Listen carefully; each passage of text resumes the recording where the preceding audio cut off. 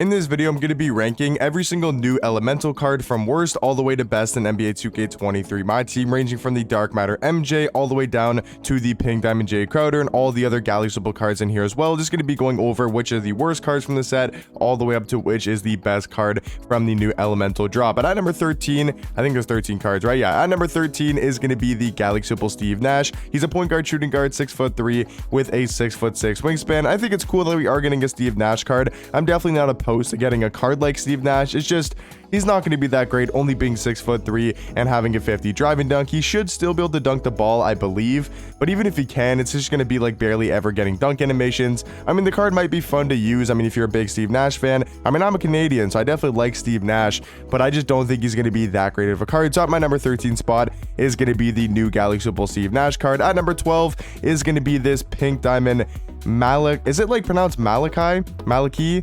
I think it's Maliki, right?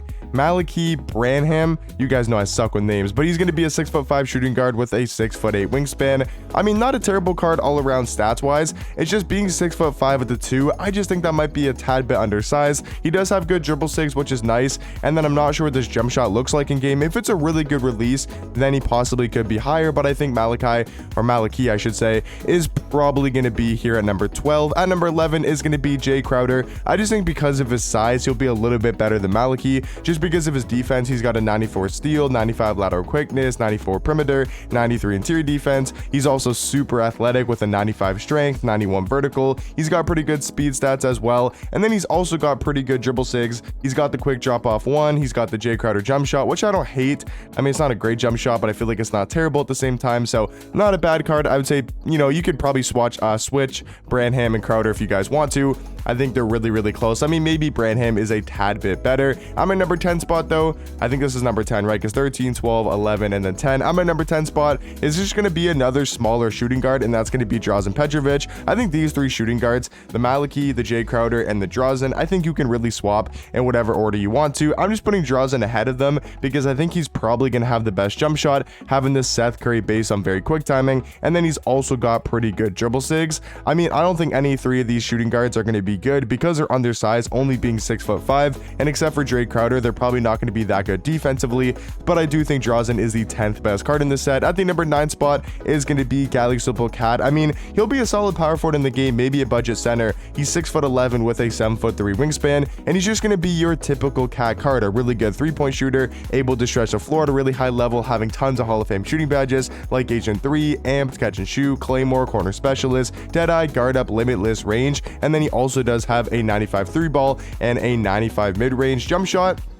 I mean, I thought it was decent on his Pink Diamond card. Like, I thought the release was okay, nothing too crazy, but should be a decent budget big jump shot, and then also has some pretty solid zigs, and then also has the quick drops off 1 and the front clutches. So nothing too crazy in Cat, but I do think he's going to be the 9th best card in this set. At the number 8 spot is going to be the Pink Diamond Jeff Green. I think he'll be another kind of Jabari Parker, Darius Miles type of budget small 40, 6'8" with a 7'1" wingspan. I mean, the stats are very well rounded. I would have liked to see a little bit more on the defensive end, but he does have some pretty good sigs. And then jump shot wise, once again, not exactly sure what this release is going to look like in game, but I think it'll be a solid jump shot. I think for the small forward position, he'll be a little bit better than Cat at the power forward spot. But at number 7 is going to be Pink Diamond Mo Bamba, who I think will actually be a very good budget big in the game. He's 7 foot with a 7'10" wingspan, and Mo Bamba usually has a great player model in my team, so I think he's going to be really nice on the defensive end, also having a 95 block, 93 interior defense,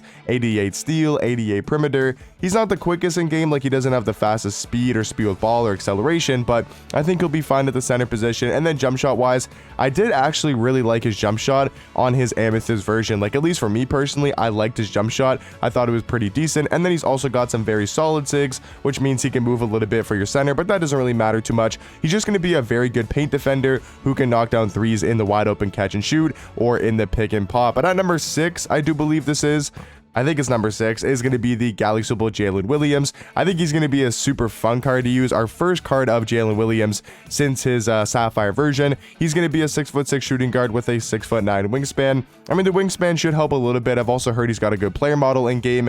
Stats are decent all around, nothing too crazy, but he's got some good Hall of Fame badges like Agent 3, Amped, Catch and Shoot, Limitless Range. He's got Hall of Fame Clamp Breaker, Killer Combos, Quick First Step, Hall of Fame anchor, clamps, and glove as well. But I would say probably the best thing about this card is going to be his dribble sigs. And then also I do remember, at least on a Sapphire version, I liked his jump shot. I think it was pretty solid. But yeah, the main thing about this card is going to be his dribble sigs. Having the Kemba Walker size up, John Wall escape is going to be super nice sigs. And then he's also got the Trae Young leaner. And if you guys know how to use that on next gen or current gen, it can be super effective. But at the number 5 spot, no idea who this man is, but he's actually looking to be one of the new best budget centers in the game. And if he's what he lives up to, I think he's going to be a very solid budget big man in the game and kind of the center we've been looking for a while. He's 7'2" with a 7'10" wingspan, and he has a really good player model in game. I mean, defense going to be super elite, great at finishing around the basket. It just depends, how this release looks like in game, but I mean, the Wang ZZ base, I think, is very solid,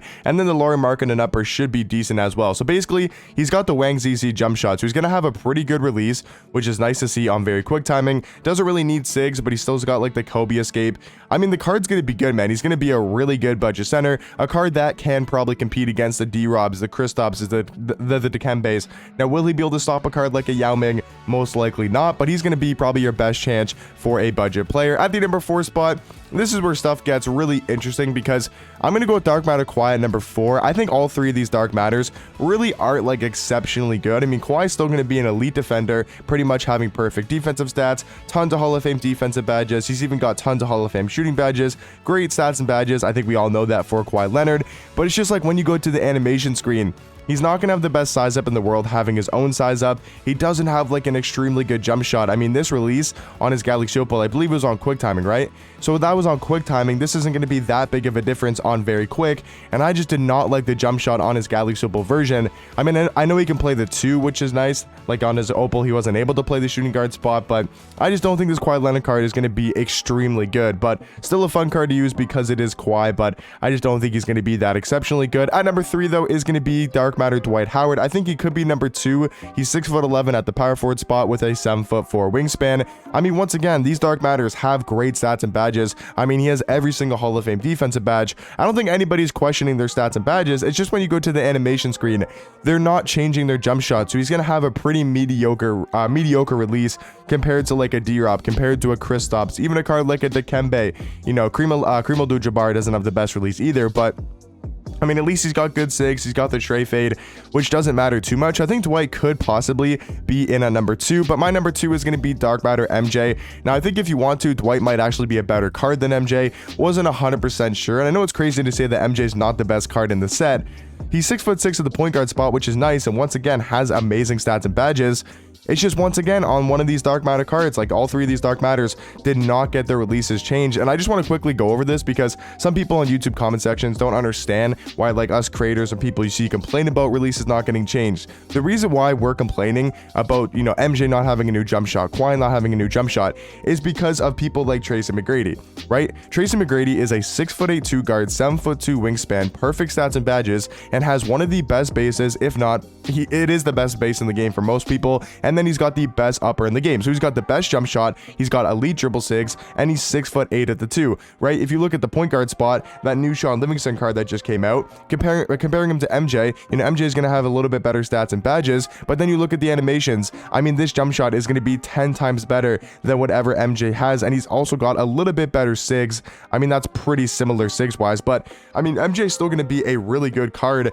It's just he's not going to be super elite. That's why, for example, a card like PG, it's hard to compare Paul George to a Tracy McGrady because T-Mac's got the best release in the game and some of the best sigs. And if you compare a card like KD, right, the hero KD compared to AK-47, AK's got a better jump shot than KD, who's one of the greatest all-time scorers in the NBA, and he's got way better sigs than KD as well. And we all know AK is going to be a better defender. So I would be fine if they didn't change people's releases from like February. So like, for example, T-Mac came out in what, February, I do believe. If they didn't change jump shots from that point onward, and like T-Mac had his own release and he wasn't that great of a card, sure, that's totally cool, but it's just the fact that now all of these cards aren't getting their jump shots changed. The MJ, Paul George, KD, they're not getting their releases changed, so they're not going to be top cards at their position because all the other cards from like a month ago, 2 months ago, all have their jump shots changed. So that's why it's a little bit disappointing. But at the number 1 spot is the Galaxy Kyle Kuzma.